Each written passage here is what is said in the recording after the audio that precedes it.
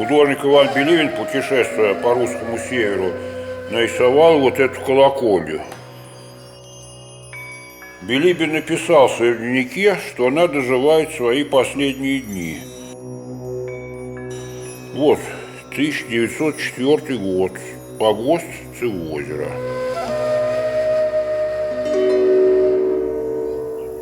Не умрет, не умрет, не умрет это место.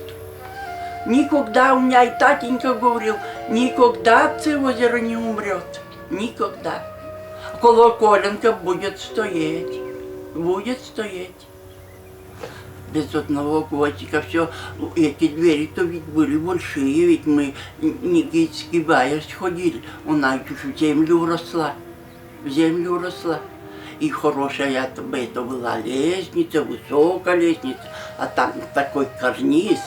А что в школе учились, опять и заползем туда. Посмотрим.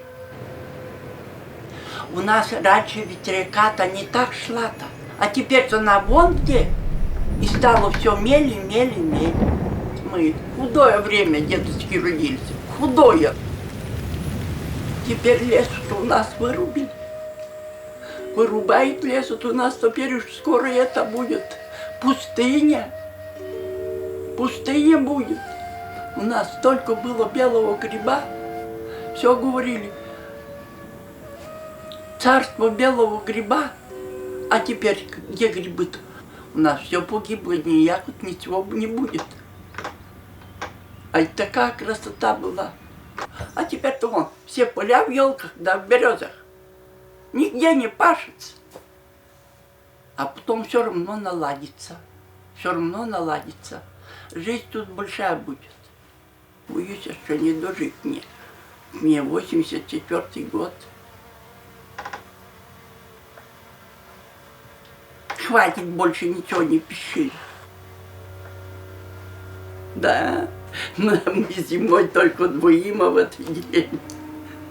Все будет, деточки, вернется. Нам-то не дожить, а вот вы-то и доживете. А я говорю-то по-деревенски смешно.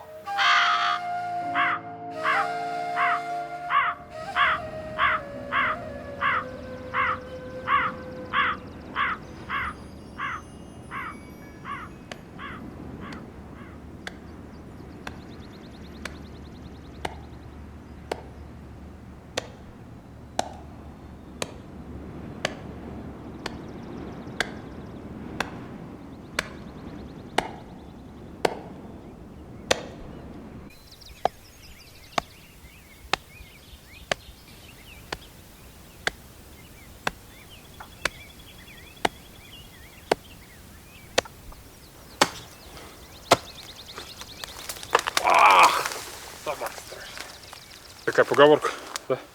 Русский мужик неказист, зато в плечах крижист. Как бы раньше же лес был и стол, и дом. Взаимоотношения-то были такие, что человек был хозяином, да, и не временщиком, видимо. Да, а сейчас же мы все суперэкологи. Мы как-то приехали в Питер. Что-то мы ездили по делам. И одна девушка такая: вы живете в деревне? Я говорю, ну да. А что же вы, говорит, топите дровами? Я говорю, ну да, вот нам типа ездим, лес рубим. Блин, вы изверги, короче. Я говорю, дорогая моя девушка, я приглашаю вас к себе в деревню. А вот, если вы нам будете собирать сушняк и приносить, мы с удовольствием будем топить этим сушняком.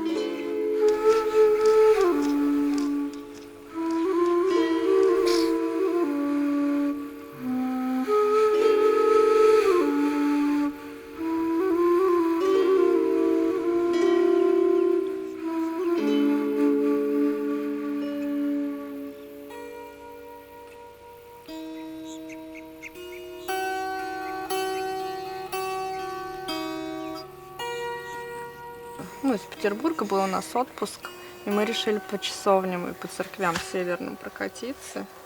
Никогда здесь не были, и просто нас поразил русский север, что тут все это сохранилось, потому что с юга у нас вот уже этого ничего не сохранилось, все уже разрушено. Вот, а тут мы, конечно, впечатлились, и нам так понравились эти места, вот, что мы решили переехать, стали тут жить. Детей растить все-таки как-то хочется в своем доме, на своей земле.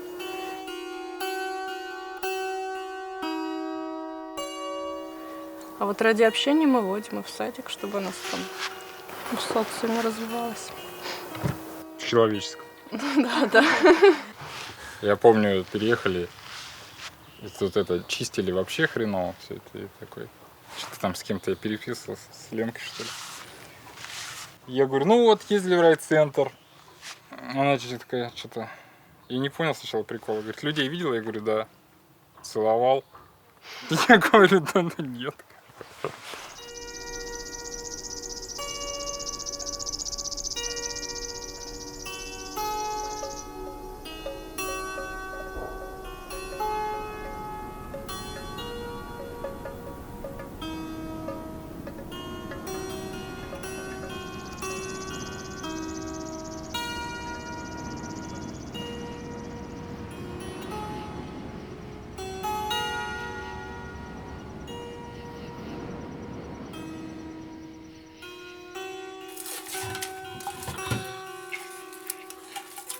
Пещерные люди добывают бересту. Сейчас скажу. Давай.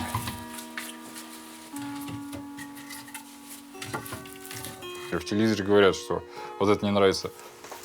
Вы должны стать успешными, друзья. Вот я как бы в современной ценностной системе, вот это я не успешный человек, потому что я перестал быть успешным, когда уехал из города, да. Естественный и закономерный первый вопрос всех городских людей, которые приезжают сюда, они спрашивают нас одно и то же. Вам здесь не страшно? Вот так вот. Говорим, нет, не страшно. Но сначала было страшно. Так сказать, сначала еще эти отголоски вот этих всех движух оставались в голове, да. Я тоже думал, ой, как же, вдруг где тут милиция, где тут скорая помощь. Вот за 3 года нам ни разу ничего это не понадобилось. Основная часть населения считает нас марсианами, вот, на самом деле, таким. Это нормально, я считаю, это нормально, это как бы для них это все естественно и непонятно, потому что им непонятно, что мы здесь делаем, вот. Что мы здесь делаем? Да мы ничего не делаем, мы просто живем, да. Ну, они сначала подозревали там всяческое, может, у нас тут нефть на участке, может быть, там мы заниматься будем наркоторговлей какой-нибудь, продажей оружия, не знаю чем, вот. Приезжала участковая, все очень хотела выяснить это. А чего вы переехали-то? Я говорю, ну просто нравится. Что тут может нравиться? Я говорю, ну как, нравится пожить. Все, кто поумнее, те уехали в город или уезжают, а те дурачки остались, да, здесь. Все.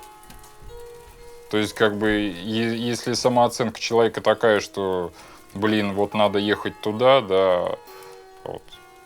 Круто торговать телефонами в каком-то салоне, но не круто как бы жить здесь. Вопрос как в людях разбудить вот это вот чувство хозяина на своей земле, потому что они сейчас создают впечатление каких-то таких инерционных чуваков, которые просто вынуждены здесь жить. Ну и все.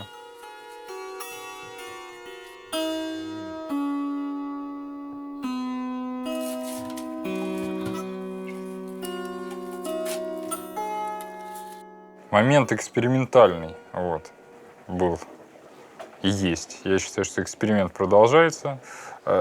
Попытка, так сказать, вылезти из одного социального давления и создать вокруг себя поле, то, которое ты хочешь, то есть свою вселенную. Ну и вот она продолжается.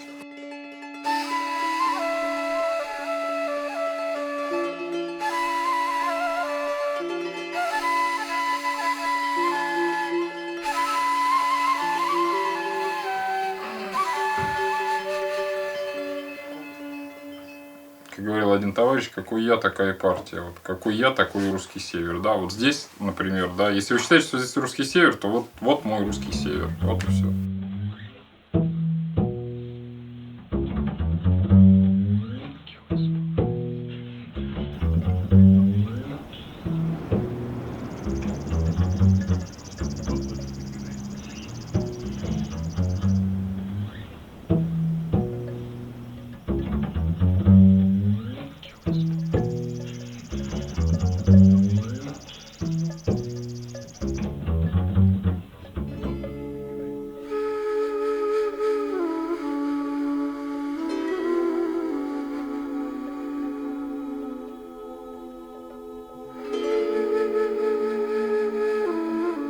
Мы остались на Новый год.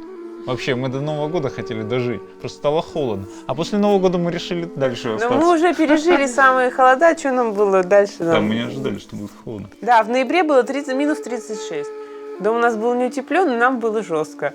А потом, после Нового года, когда мы наконец-то все-таки это все встретили и отметили, вдруг стало минус 5, минус 7. Ну, вообще уже был такой... Ну, ты что, отсюда уезжать? Да, когда Вот уже так, все собственно говоря, затыкано, у нас в 2010 году мы и остались здесь жить. Ты здесь с утра вышел, у тебя птички поют, солнышко светит. Ты вот пара ступенек, и ты уже по земле ходишь. Ты не там где-то под небесами живешь в какой-то своей конуре, откуда на мир иногда смотришь. А дома у нас была такая работа, домой приходишь, ноги вытянул, как бы отдохнуть. Вот и вся жизнь там была, а это не жизнь. Здесь ты хозяин своей жизни, хозяин своей земли. Вот здесь, да, вот. Плюс вот эти пустые, в принципе, поля, ну, леса имеется в виду, да, вот эти просторы, они, конечно, ты заходишь, идешь по какой-нибудь тропинке, и ты уже ни о чем мирском практически не думаешь. Ты успокаиваешься, ты вот сам с собой, ты чувствуешь, что это все твое. Тут нет государства в какой-то степени, да. То есть это как-то все дальше отходит границы.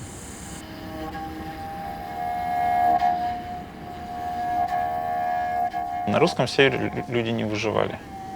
Здесь посмотри, дома какие, да? Вот я еду в среднюю полосу, смотришь, что эти бедненькие дома крепостного крестьянина, ты понимаешь, да, тут люди, бедолаги, выживали и до сих пор, по-моему, выживают. На русском севере люди не выживали. Грандиозные дома, храмы огромные. Люди здесь не выживали, они здесь жили. И отсюда людей выдавливает именно психологический момент. То есть нет в том числе государственной такой политики, да, что здесь жить модно, здесь жить хорошо, и ты не ущербный, если ты тут живешь. Да. У этого есть перспективы. А люди живут такими взглядами, что надо отсюда сваливать. Вот они и сваливают, собственно говоря. Причем старшее поколение, оно здесь остается. Оно выпихивает всеми силами детей, которые зачастую не очень-то хотят уехать. Отсюда все минимум в Шенгурс. Из Шенгурска минимум в Архангельск. Из Архангельска, ну все тут плохой город, надо срочно в Москву. А лучше еще и за границу. Почему-то все ищут долю где-то хорошую, где-то там. Никто не понимает, что эту хорошую долю почему-то не хотят создавать. Вот здесь вот. Все как-то временно, что ли, вот тут вот сорвали и побежали дальше где-то рвать. Что-то легкое, наживу какую-то, видимо, получить. Полегче где-то заработать. А так, что вот осесть и место сделать красивым вокруг себя, с этим как-то пока беда.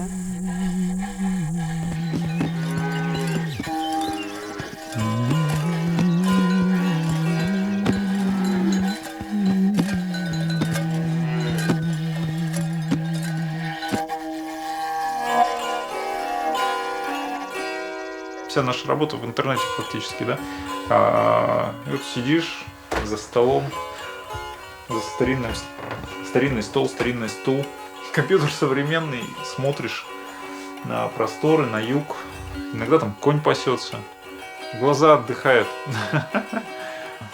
Мне это без разницы, то есть могут все уехать, я здесь буду жить. Далеко, далеко убежал мой конь, далеко, далеко ускакал мой конь далеко.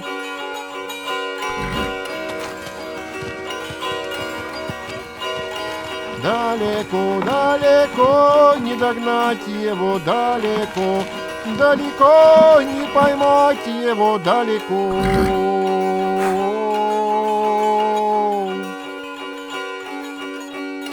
Дальше того моя печаль, дальше того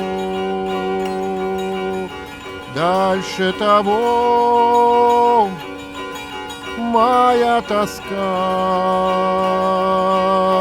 дальше того. Но мы искали вот такие дома уникальные вообще по всей области. И вот нашли этот дом уникальный, начали его восстанавливать.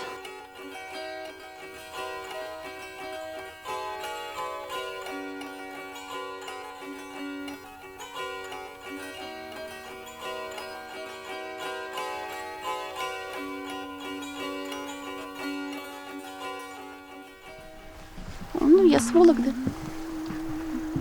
недалеко, а муж из Сибири.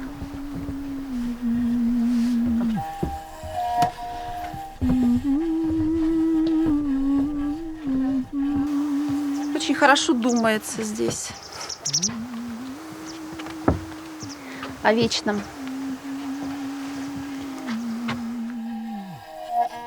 Деревня имеет существование где-то 400 лет.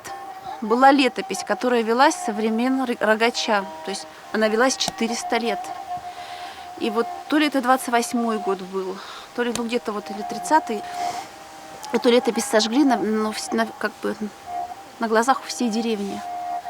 400 лет велась летопись. Я считаю, что это геноцид. Геноцид русского народа, который произошел еще 100 лет назад. Произошел как массовый исход, понимаете, отсюда. Я не знаю, вы были или нет вообще просто в заброшенных деревнях. Они стоят целиком, да? Это жуть. Такие мощные, огромные дома на таких красивых местах. Здесь люди могут жить.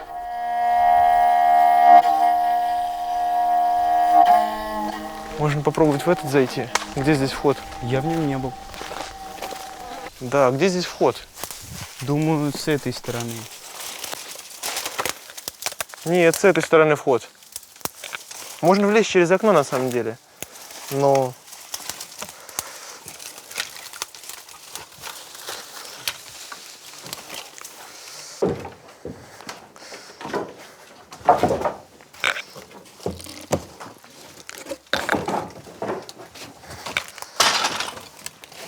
Коромысло. Могу ошибаться.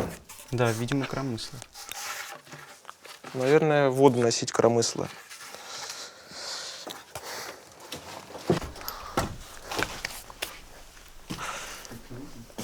Да.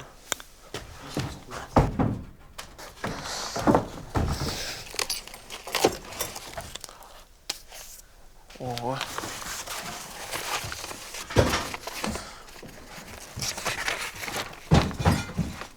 «12 декабря». Здесь неприятно как-то. Отсюда люди бежали, получается, оставляя вещи свои здесь, и одежду, и предметы быта вообще. Непонятно как, из-за того, что нищета здесь была, или что, в город бежали из деревни. А как, я не знаю, от чумы. И видно было то, что люди бежали достаточно быстро, прям сорвались с места и ушли сразу в город. В город, потому что куда еще уйти, кроме него.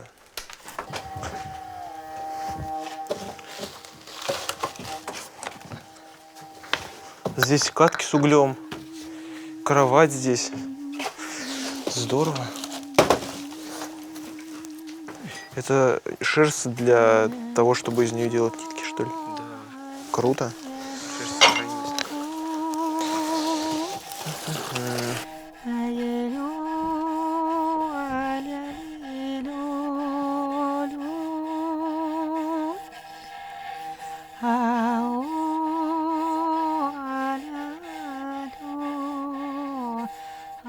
Недавно кто-то был, потому что, во-первых, тропинка протоптанная, во-вторых, вот зубная паста новая, допустим.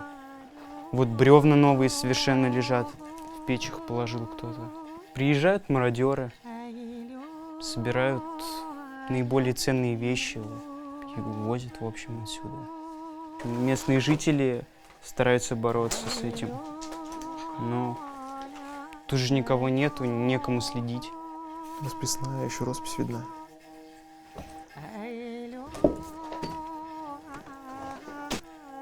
А мы отбираем для музея, как бы это приветствуется.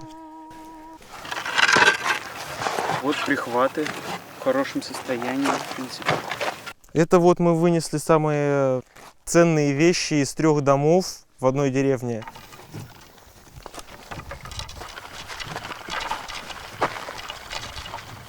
Нормально?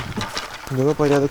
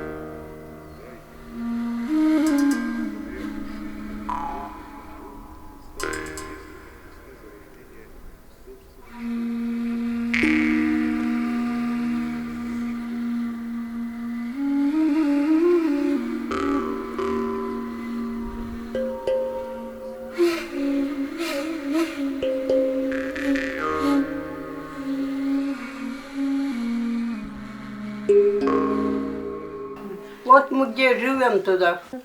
Я не подумал, что тут деревня стоит. Были деревни-то.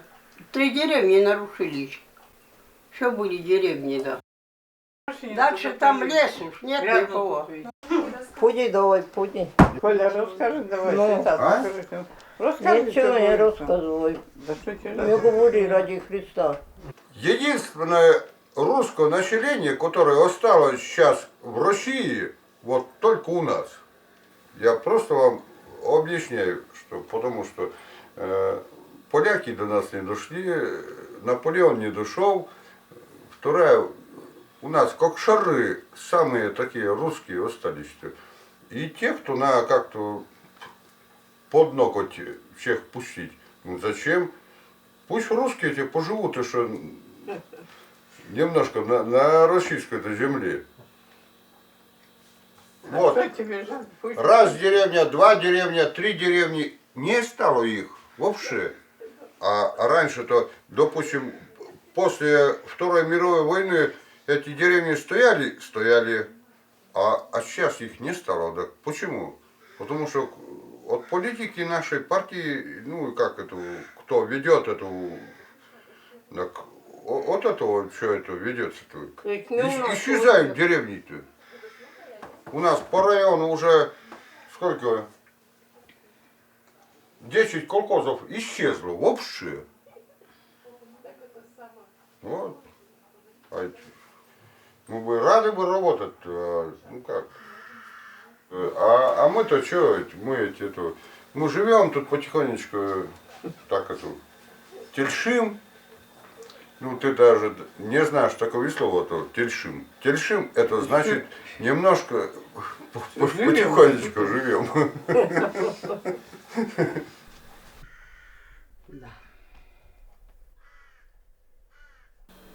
Пой песенку давай. А чего? Пой песенку, да. Да я не знаю. Какую петь? Какую придумай, да? Да. Все про любовь.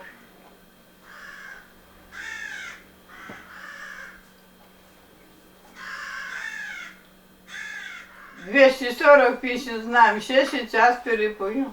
Каждую песню, в каждом слове дорогого вспомнем. Вот любимую гармошку наша молодость прошла, да заросли пути дорожки, не состарилась душа. Все. Вы что уехали. Мы отца берем? Можем купить. Так они тут живут, так они вас найдут. Живут, они уедут. Яшки-то не будут засновывать. Пойте. Говорите, больше. Не будет играть, тут пойте. Не будет он играть. Умер друг у меня сегодня. Как вам объяснить? Я не могу сегодня играть. Какой? Иван Васильевич. Иван Васильевич помер сегодня. Какой Иван Васильевич? Господи, помолимся. Что-то день у нас. Чего, Господи, ты у вас такие... Так что извините, простите. Ничего не говорили. Так, что случилось? Так чего, пойдем, давай. Не надо, ничего, все уж. Задушевная товарка, начинай, какую хочешь про любовь, только не надо мое сердце не тревожь. Хватит, давай. Чего? Хватит, пошли. Хватит. Спасибо, молодцы. Пойте. Давай, ну вы-то спойте, чего не хотите, как вдвоем или втроем, да мы-то не будем сегодня пить. Не будете с нами? Мы с вами не будем, да. Нет, с вами не будем. Куда идти?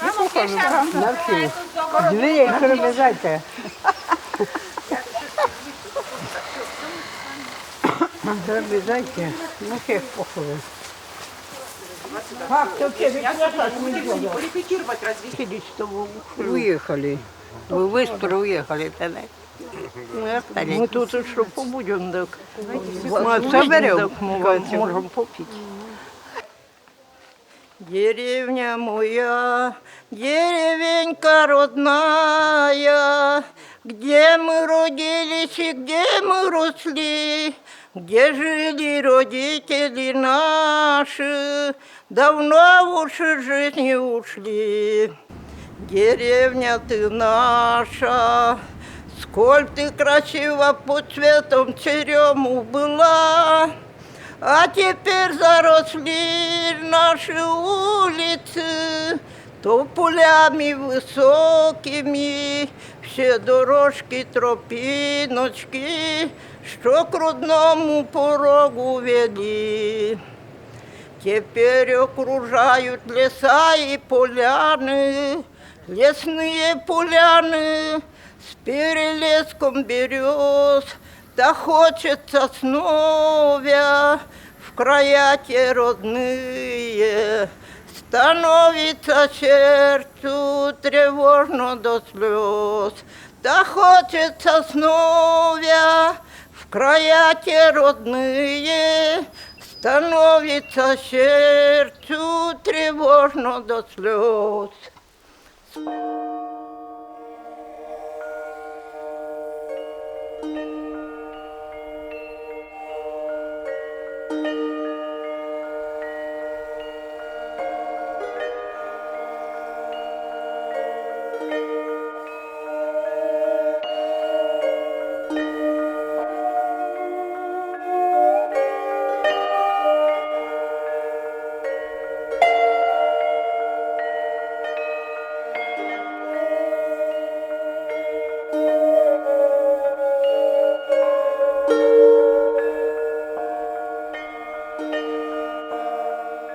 Люди-то не знали, что есть храм у нас. Они спрашивали, а где он у нас?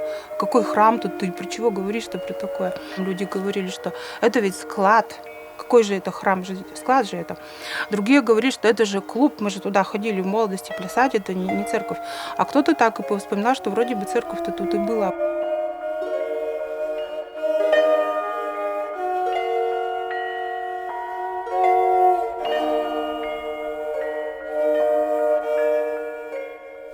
Здравствуйте. Садитесь-ка на минутку все. А мы пришли работать. Ну что, нарядные, на работу ходите. А что нам, Господи? План действий-то составим, чтобы то каждый будет спрашивать, что ему делать. Вот мужики просили убрать весь мусор, который вот они скидывали оттуда. Вот. И тут потом косить будем, чтобы не запинаться. То есть я думаю, будем делать кучи, наверное. Да, куча, наверное. А потом, как трактор будет, да, и все покидаем туда.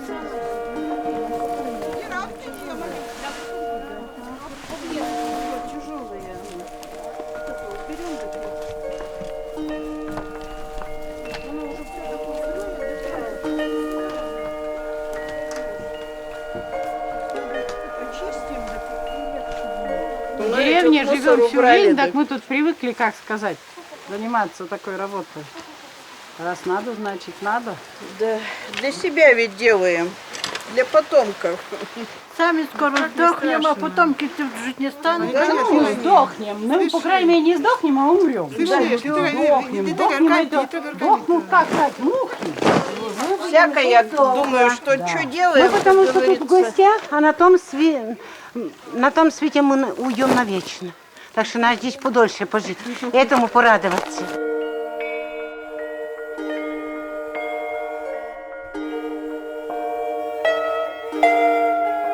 У нас же была другая идеология, то есть Бога нет, ничего нет. То есть все поколение выросло так. И не зачем, значит, раз Бога нет, то и храм зачем, он не надо. Не хочется уходить отсюда. Хотя вот красоты-то тут такой и нету. Как бы развалины просто и все. До конца я не поняла. Не могу точно, не сформулировать это. Не знаю. Символ, может быть, не веры, так вот, символ надежности какой-то, вот, защищенности и безопасности, скорее всего, что так было веками, всегда так было. Было так всегда, и вот, и пусть оно так будет всегда, идет, как шло. Оксана-то где? Оксана ушла за супом. Кто-то пошел ей помогать. Народу нет никого, да. А кто так... Пожалуйста. Тетя Удаш наростила клубники. Есть, Анатолий Иванович. Давно ждем вас. А вы как? Так, кушать будем? Сейчас обсудим план на завтра. Вот я из-за чего иду. Я его не пойму. На тракторе ехать, на машине. Фишка придет. Фишка-то придет, если там, ты хоть что-нибудь понимаешь, если там в куче он не дотянется, вытаскивать надо хлысты. Ты 17-й, кто мне это говорит. Все будет сделано. Ты сама-то была там? Зачем вот я Яшу посылала туда? А что Яша, что ты... Это, Ну так уж извините, у нас других нет вариантов. И леса нет, и рубить некому. И рубить А некому. вы взялись тут. Молодцы. А что делать, Толя? Ночью вы ничего не делать?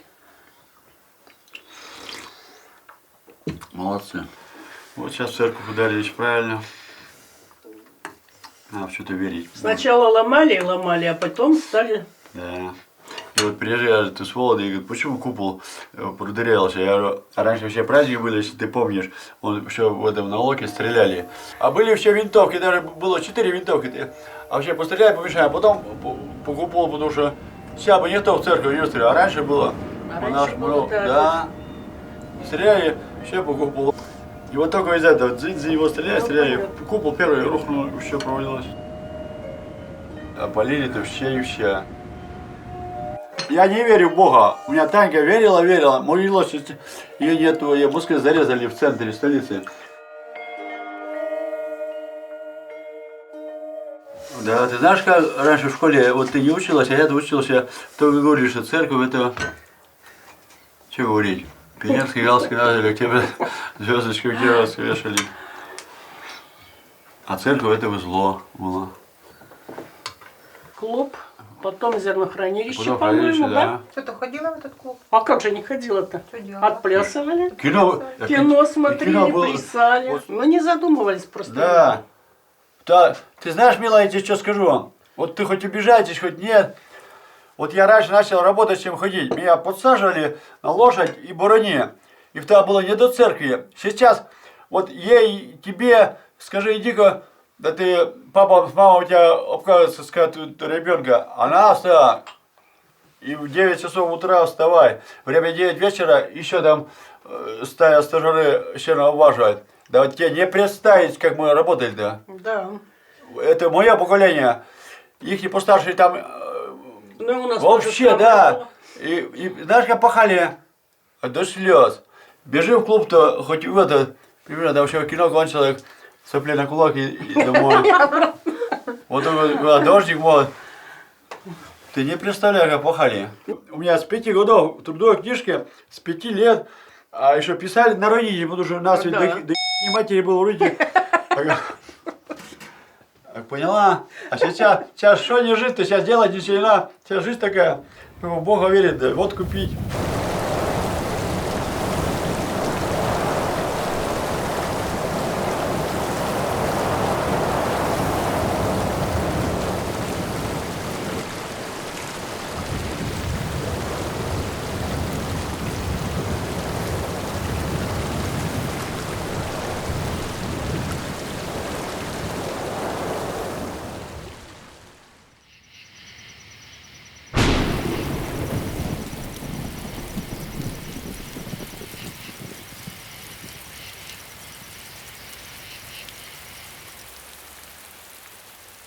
Вот мой папочка здесь.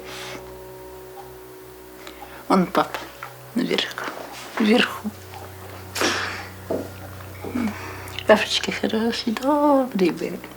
Он был протоиерей, священник. В этой храме здесь служил папа. Я здесь родилась, все. Вот. Ну, события такие, что, конечно, тогда всех забирали, всех преследовали священников. Вот. И его папу забрали. Вот. Мама осталась. Мы 6 детей, мама осталась. Так. Папа не вернулся, умер там. В заключении. Не вернулся. Я видела, как мама молилась, как она на коленках стояла, как она плакала, как что. Очень, ну, ночами молилась. Так уж нужно, значит, Господу, чтобы потерпел папа. Тоже это все. Что было, то было. И уже сбылось. И что будет, все сбудется. Теперь у меня мой сын здесь служит. Он верующий. У него, он старший, засела вера был от меня. Как он видел, как я молилась. Тоже, как я маму видела, так он. Может, говорю, будет тяжело, то. Нет, мама, нам надо продолжать дедушкин путь. А я хотела, чтобы он шел по отцовской линии. Кому-то надо было идти.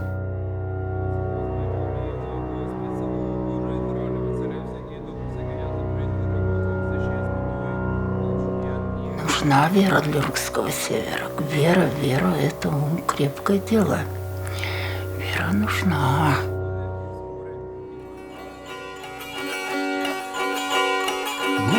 Глубоко в колодезю вода, глубоко в колодезю вода, глубоко.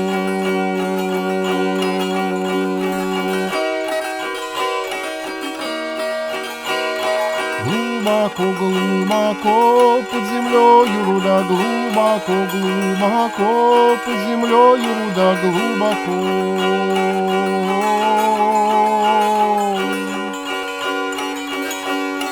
Глубже того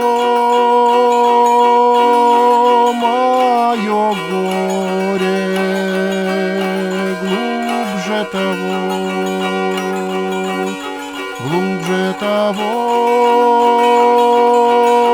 мои скорби, глубже того.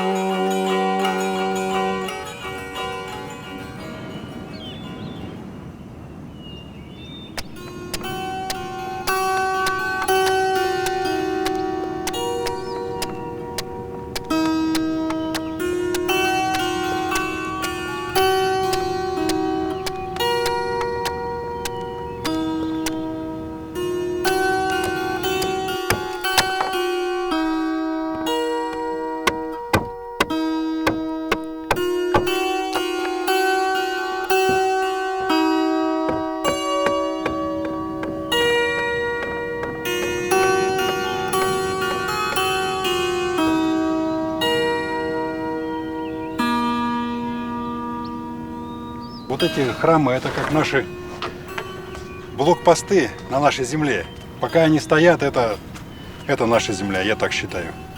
А если храмы исчезнут, исчезнут кладбища, ну и все, в общем-то, получается, нас здесь ничего не держит. Все, свободны. Ребята, как говорится, освободите территорию. Вот и все. Это даже дело не в вере. Вера – это особый мир, как говорится. Это просто символ нашего русского народа. Вот и все.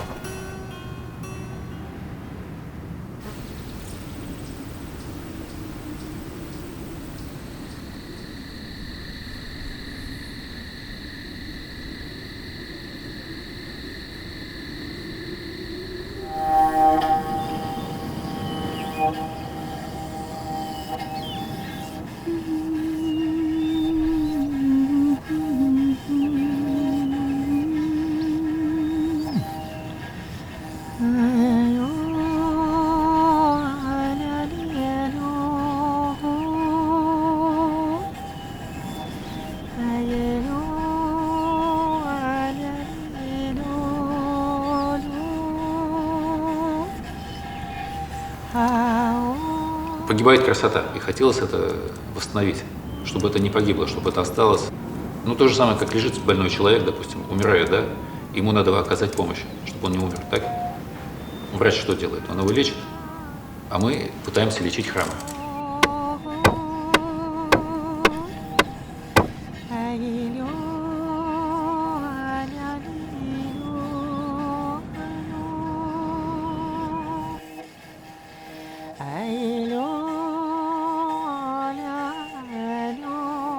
А строительство храма именно начиналось с того, что люди молились, была община, решили, строим храм или ремонтируем его, собрались, помолились, договорились, у каждого своя, так сказать, работа, привезли лес, все, храм срубили, опять, и они же остались в этом храме молиться, то есть они храм построили для себя.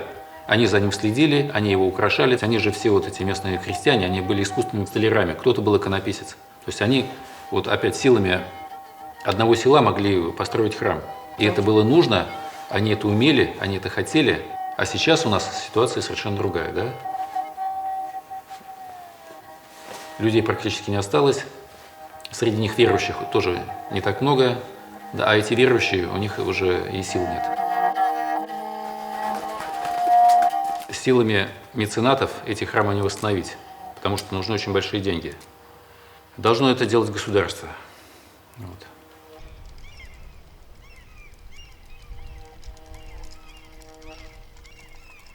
Проект реставрации, скажем, Подпорожья оценили где-то порядка 55 миллионов.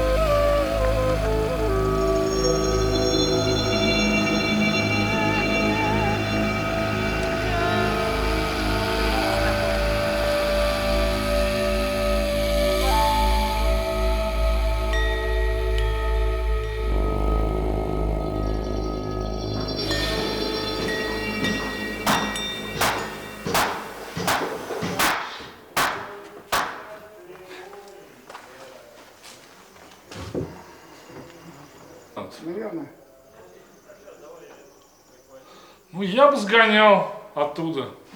Отодрал бы эту самую плинтус.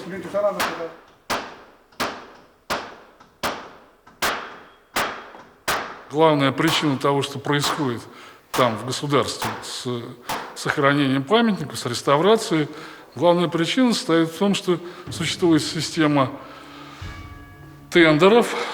А кто выигрывает тендер? Естественно, не фирма лучшая, с самыми опытными мастерами, там, работниками, а наоборот, самая какая-то случайная фирма, вот, но которая дает откат вовремя. Ну, 23 мало. Сейчас посмотрим. Если будет 23, а нет. 25. Это не ошибка, а это нарочитое специальное действие по уничтожению народного национального наследия на государственном уровне. Все, что сегодня сделано на данном памятнике, на Красной Ляге, все сделано не за счет государственных средств, а исключительно за счет добровольных пожертвований и за счет добровольцев.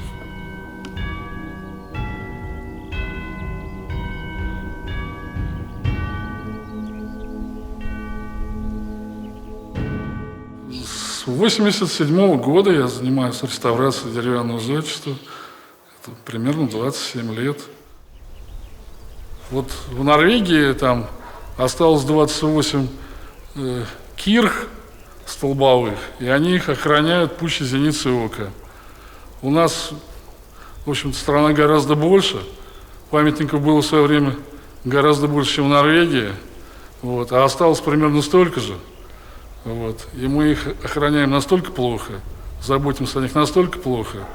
Вот, а если мы все это утратим, ну, в общем-то, на мой взгляд, мы неизбежно потеряем себя.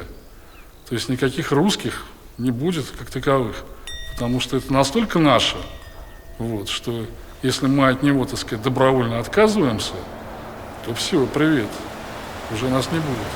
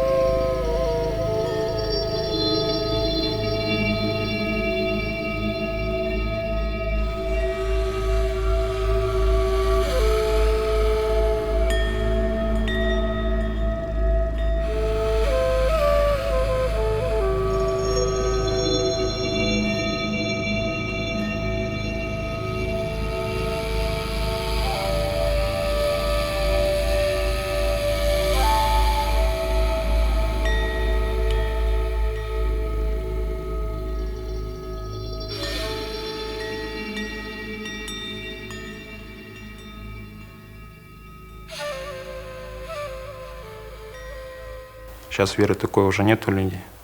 Сейчас вера только в одно, в деньги. Мне 21 год.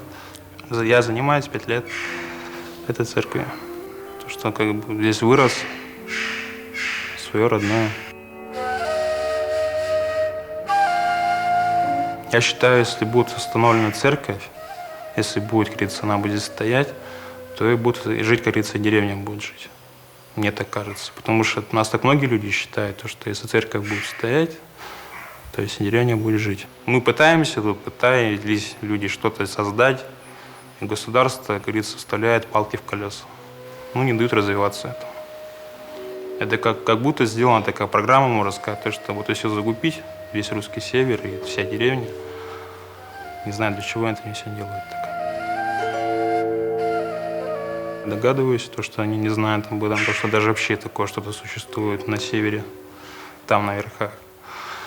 Но я хочу сказать то, что, говорится, уважаемые чиновники, кто там сидят на верхах, то, что, ну, хотя бы 1 миллион не своруйте, просто вложите вот в развитие хотя бы этой церкви. Вот не пожалейте, как говорится, денег. Чтобы, ну, восстановить хотя бы что-то, что осталось. Если вы не можете, так мы восстановим. Нам нужна помощь, чтобы от этого все закрыть. Мы все остальное все сами сделаем.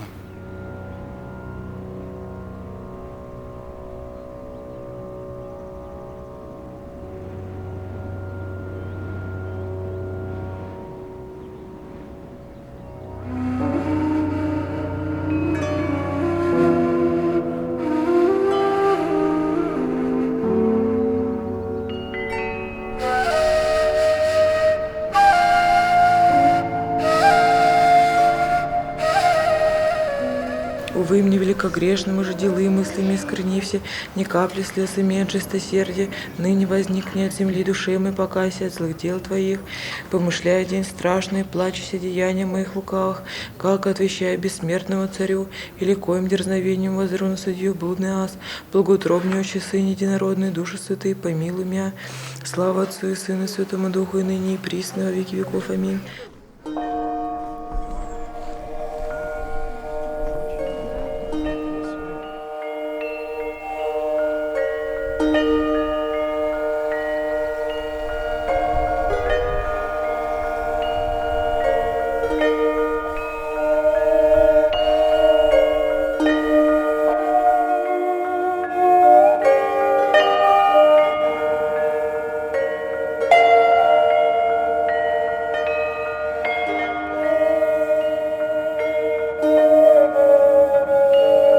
Мы пытаемся сохранить визуальный образ Святой Руси.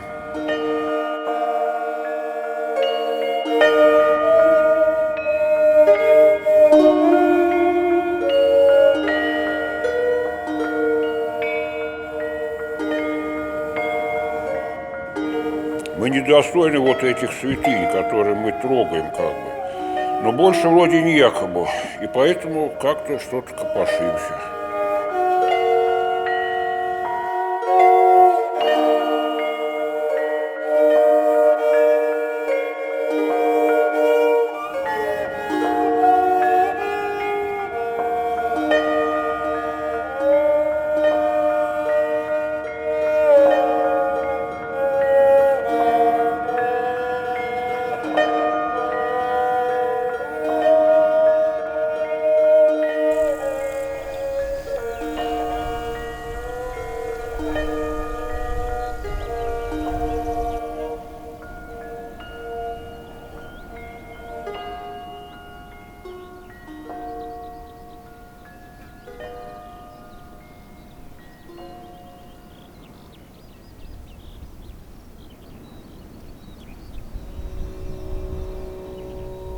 А вот как думаете, вот это можно нет это печки топить или лучше на свалку свести? Этим печки топить? Да. Думаю, можно. Тут еще ведь много хорошие, эти ведь доски, они же хорошие. Вот только гниль-то. А вот эти Снимаете этот культиватор. Можно телегу подцепить будет завтра сразу в телегу. Что телегу поставят, наверное, вопрос поставить тут? А, думаешь поставить? Ну, отец Арсений тот раз договорился, так. Да-то хоть сама свалить можно, а тут надо бросать и сбрасывать тоже. Вот такого состояния, все разруха такая, и мы ничего не в силах сделать. Да, как-то душа-то болит, а... Я говорю, нет у нас таких, нет таких людей, энтузиастов, нет. Вот бывает где-то есть люди такие, у нас тут нету. Нас все больше. Любители вот это любят, не говори. А остальное. А что, неправда, что ли? А чтобы вот что-то толковое сделать для людей, Боже упаси. Вот потом скажут, вот вы наговорили, так и делайте сами. Да, так мы что с тобой, не поможем, что ли, чего-нибудь? Убрать там, допустим, да, или так покрасить. Мы и так по мере возможности это делаем. Мы и так уж по весне тут сколько ты ходила, хлопотала, да? Давай. Дальше слов никуда не уходит. Цветы у меня красивые растут. Картошка этот год мне растет на Да. А я не знаю, что делать. Цветы красивейшие, такие лилии, да, красивые. Ну ладно, может тут сделаем, только боженька и картошки даст. Я не знаю, что все в этом году у меня, или я то, что да не, у всех я не такая, понимаю. не у тебя одна. Да что у всех? Ты посмотри, у тебя вот. Да, у меня нормальная картошка, а у меня вообще черт ты знаешь. Ну, так у меня всякое есть. Я решила на следующий год не садить картошки вообще. Мне всего-то 2 мешка на зиму надо. Ключ ряды. Высоко, высоко улетел сокол, высоко, высоко залетел сокол, высоко. Высоко, высоко поднялся сокол, высоко. За облака улетел сокол, высоко.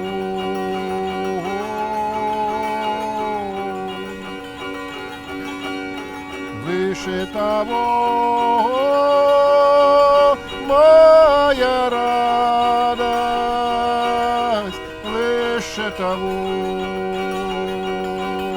выше того, моя любовь, выше того.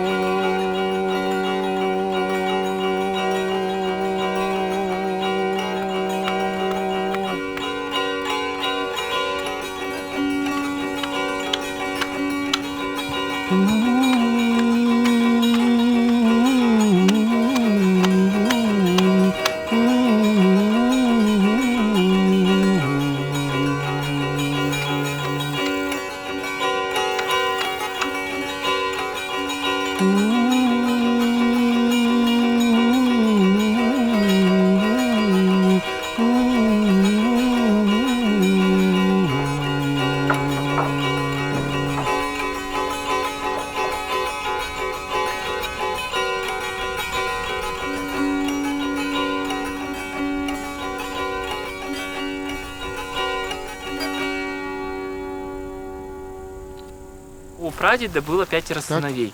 А 5 сыновей, 5 мужиков, это значит, смотри, сколько рук рабочих. Поэтому считался, крестьяне такими богатыми были.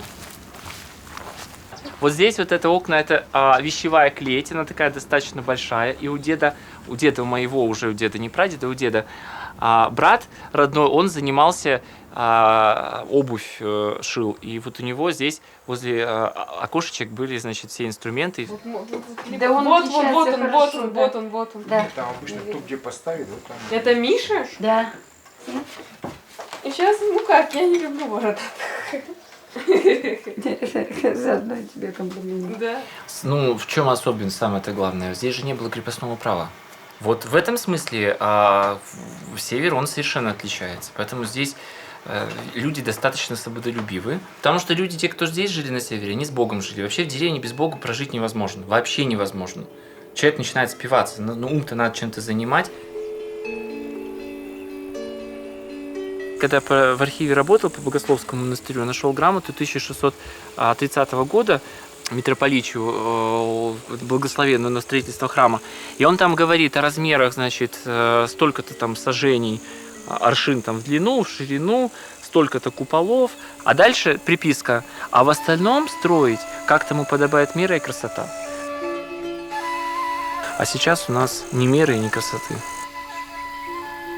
И мы делали социсследования, ходили по домам. И знаете, мы что открыли? Что даже вот в Шиговарах там есть двухэтажные дома, и те люди, кто живут в двухэтажных домах, то есть в квартирах, у них абсолютно напрочь практически отсутствует творческое какое-то начало, то есть желание менять свою жизнь к лучшему вообще нету.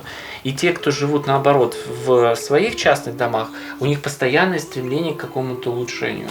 И вот в этом смысле чем север отличается, да, то есть, я говорю, здесь не было крепостного права, люди были представлены самим себе, и от них зависело, как у них будут условия. А сейчас что? Проще гораздо управлять людьми в городе. Попробуй кого-то, как его, в деревне. Люди-то здесь независимы. Отключи свет. Ну, мы воды всегда сможем набрать. А в городе отключи свет. Ну, и воду. Что происходит? Это не одно поколение сознательно идет уничтожение. Перед нашим домом сейчас вот стоит дачка зеленая, да, и чуть от нее полевее была конюшня на 12 лошадей. То есть у нас крестьяне, получается, были прадеды-то и деды-то зажиточные. Когда в советские годы революция свершилась, получается, на прадеда моего сосед написал жалобу, и его по этапу пустили. Ну, то есть он пошел сам, совестливые люди. А сосед написал, чтобы дом не строить себе. Он помогал в деревне дома строить. Ему говорят: а ты себе-то что не строишь? Он говорит: а зачем? Говорит, мне. Вот, говорит, у меня дом стоит передо мной. Говорит, ну, то есть подлости хватало и тогда. Но посмотрите, где тот сосед, его ничего не осталось, а наш дом все-таки стоит. Хотя, с другой стороны, у нас много примеров, когда те, кто хочет жить в деревне, они находят эти все возможности и все равно живут. Почему у людей эта потребность? Там необычно, мы всего ведь не видим. Мы можем только вот интуитивно этого чувствовать, ощущать, да, каким-то видением таким внутренним, что мы действительно переносимся, мы соприкасаемся с другой Русью, да, вот той Атлантидой, которая сокрыта, как Китишград, да, который вот иногда так проявляется, восходит, что он есть. а от других сокрыть. Мы все-таки имеем надежду, что ночь особо темна перед самым рассветом.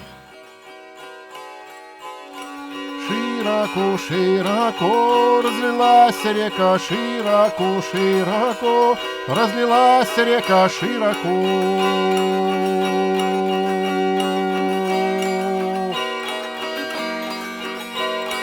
Широко, широко разбрелись луга, широко, широко разлеглись поля, широко.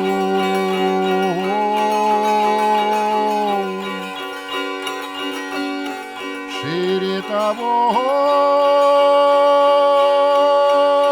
свет благодати, шире того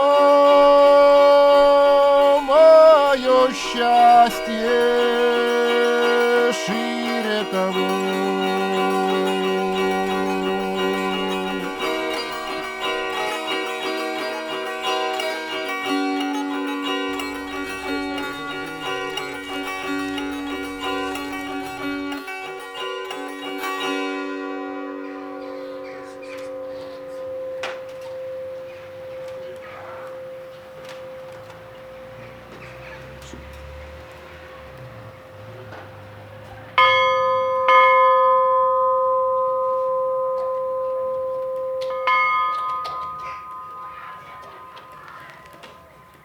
Со временем, может быть, разживемся, здесь повесим колокола, может быть, будет уже не один-два звонаря, а живет еще больше от нас. Здесь вот мы звонили, вот, Билл, мы звонили вот такие вот рельсы вешали сначала. Но по престольным праздникам с 90-х годов, вот так вот, да методично звонили, кто-то прибежит, ты что, там у меня дочка заснула. Я говорю, чего ты днем дочку укладываешь? А мы и ночью звонили. А пусть бегают. Зато реакция есть, хоть это не обмороки. А то, знаешь, как неприятно, ходь по деревне. Для чего? Зачем? Я не говорю, что я правильно говорю. Я не какой-нибудь там всезнайка или там пророк, или там еще там что-то. Но другого не вижу, поэтому и делаю. Что движет людьми? Идея. Очнулся, идея нахожусь. Вот в Байгаянском соборе. Правильно? Я родился здесь в 20 километрах. Я считаю, что это моя земля. Мы сейчас находимся в пупе всей Руси. Деревни вот эти, они пустые. Поэтому здесь юмор как жизненная сила, а вообще-то мы сейчас по пустоте идем. Высокуша пустая, Слобода пустая. Здесь дачники живут, там неудачники. Вот против чего мы и восстаем. Восстановить справедливость, все на свои места поставить. Святые места должны быть святыми местами, отхожие места должны быть отхожими местами. Поэтому, чтобы здесь крысы не бегали, появляется Келарев там неожиданно, откуда ты не возьмись.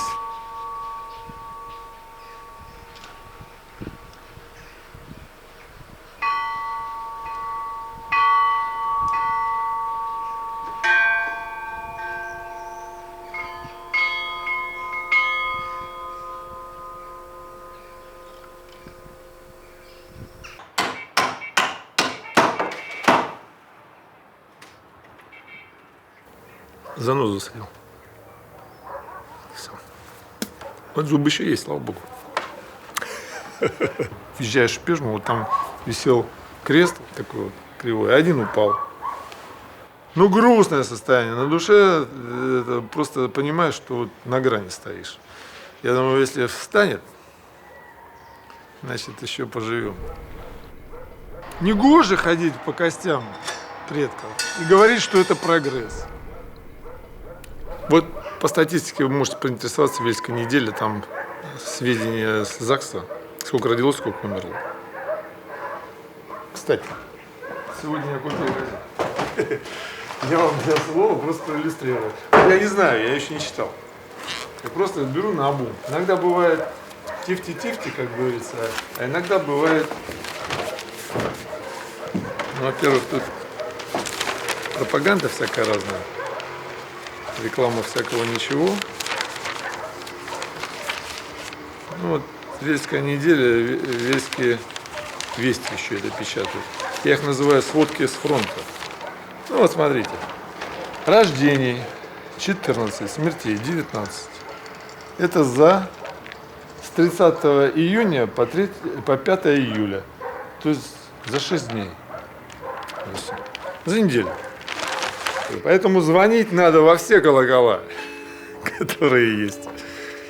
Чем мы хотим заниматься.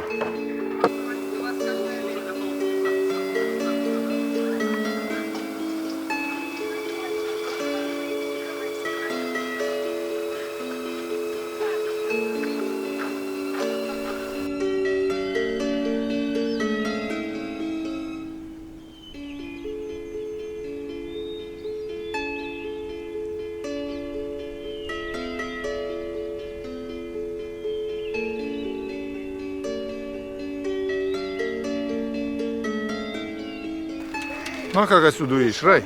Вот здесь весной через дерево соловей. Такие трели выдают, ну как тут можно уехать? Это только и ждешь целый год, когда они прилетят.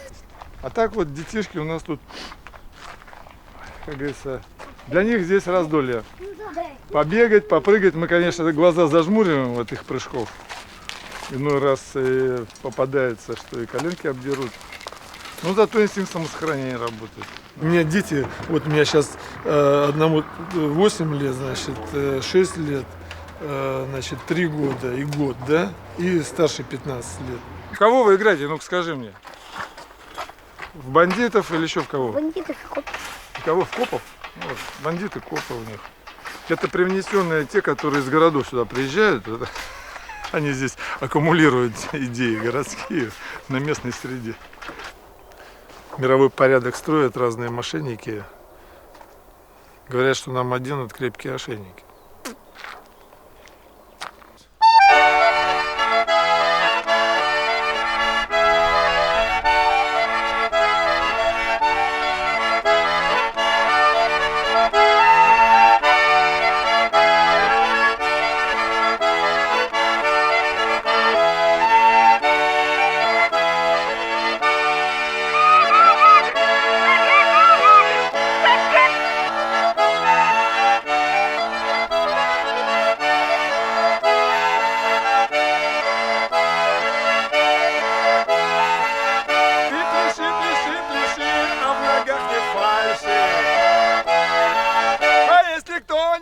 Осудит, мы пошлем подальше.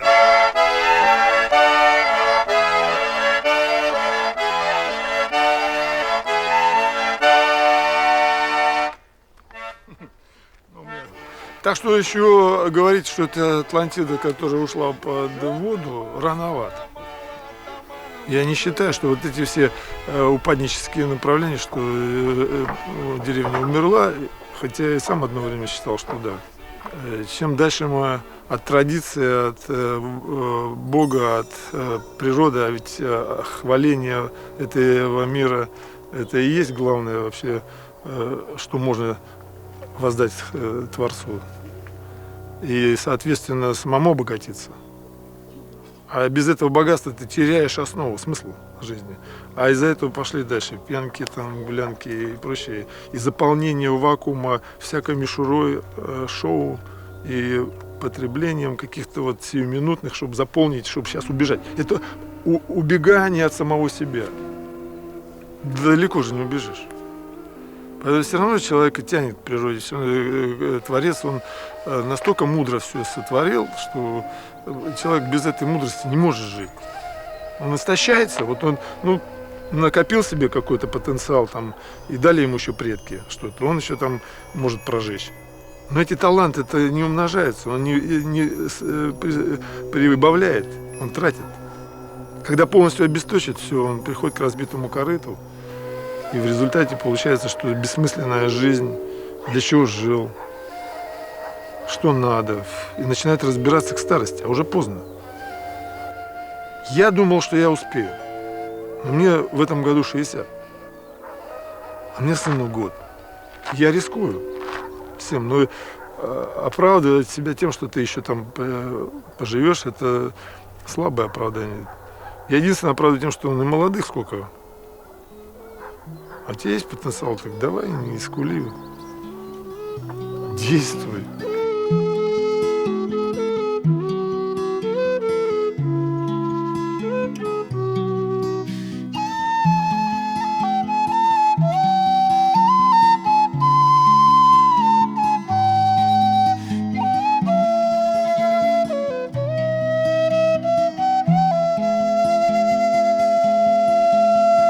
Когда то, что мы сделали, выйдет без печали из наших рук. Когда 7 разойдутся, чтобы не смотреть, кто войдет в круг. Когда белый конь узнает своих подруг. Это значит день радости.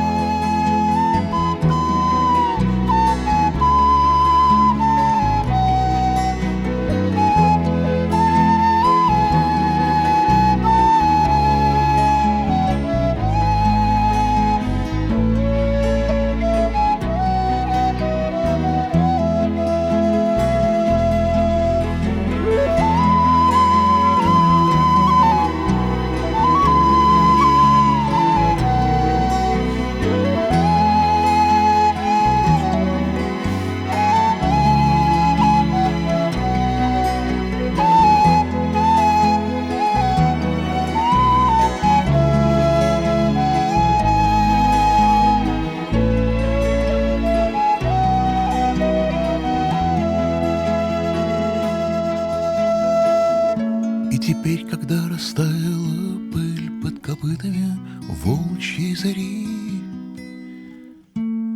талая вода, пламя бесконечной зимы, это ж, Господи, зрячему видно, а для нас повтори. Бог есть свет, и в нем нет никакой тьмы. Бог есть свет, и в нем нет никакой тьмы.